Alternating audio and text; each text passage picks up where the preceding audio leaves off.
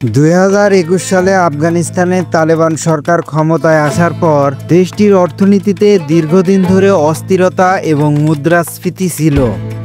অনেক উন্নত দেশের ধারণা ছিল আফগানরা বোধহয় আর ঘুরে দাঁড়াতে পারবে না, হয়তো অচিরেই রূপ নেবে কোনো দেউলিয়া রাষ্ট্রে।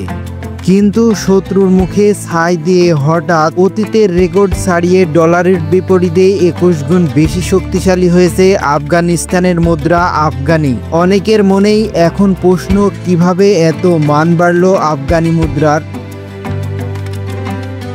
বিভিন্ন গণমাধ্যম রিপোর্টে এমন তথ্য দেখা গেছে, আফগানিস্তানে প্রায় 4 বছরের রাজনৈতিক অস্থিরতার পর এবার দেশের অর্থনীতিতে উজ্জ্বল আলো দেখা দিয়েছে। নুরিস্তানের কাশেমাবাদী ও রারগাম এলাকায় তালেবান সরকার 8.9 কোটি আফগানিতে 5টি উন্নয়ন প্রকল্প হাতে নেওয়ার পর দেশটির মুদ্রা আফগানি হঠাৎই 21% শক্তিশালী হয়েছে। বিশেষত মার্কিন ডলারের বিপরীতে এই বৃদ্ধি অর্থনীতি স্থিতিশীলতার নতুন দিক উন্মুক্ত করেছে। তালেবান সরকার এই সাফল্যকে মাপছে ধারাবাহিক উদ্যোগের সাফল্য হিসাবে।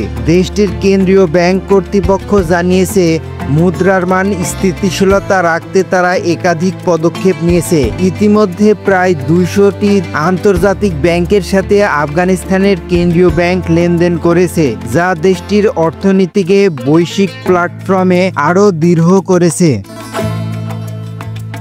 বিশ্লেষকরা বলছেন, আফগানির এই স্থিতিশীলতা শুধু মুদ্রা ব্যাংকিং খাতের উন্নয়ন নয়, বরং এটি দেশের দীর্ঘমেয়াদী অর্থনৈতিক পুনর্গঠনের সংকেত। 4 বছরের শাসনকালে তালেবান অনেকটাই প্রতিবন্ধকতা কাটিয়ে উঠেছে। যেখানে বিদেশি ডলার চলে যাওয়ায় অর্থনৈতিক সংকট বেড়ে গিয়েছিল, সেখানে এখন ধীরে ধীরে সুদিন ফিরে আসছে। মুদ্রার মান বৃদ্ধির সঙ্গে সঙ্গে দেশটির ব্যবসা বাণিজ্য, রপ্তানি ও স্থানীয় উৎপাদন বেড়েই চলেছে।